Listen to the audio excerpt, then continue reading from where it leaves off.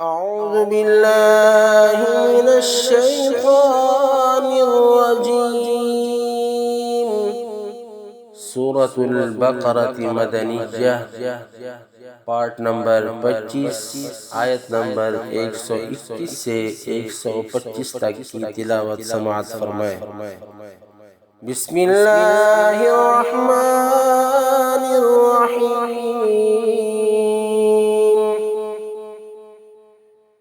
الذين آتيناهم الكتاب يتلونه حق تلاوته أولئك يؤمنون به ومن يكفر به فأولئك هم الخاسرون.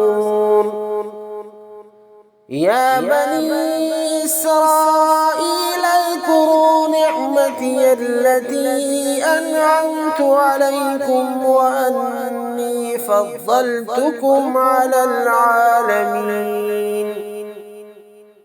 واتقوا يوما لا تجزي نفس عن نفس شيئا ولا يقبل منها عدل ولا تنفعها شفاعة ولا هم ينصرون.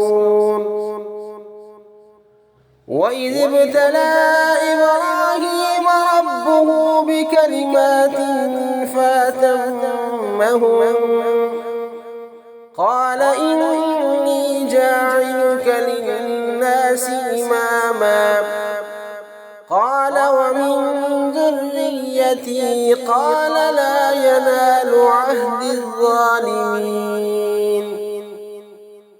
وإذ جعلنا البيت مثابة للناس وأمنا واتخذوا من مقام إبراهيم مصلى وعهدنا إلى إبراهيم وإسماعيل أن طهرا بيتي للطائفين والعاكفين والركع السجود.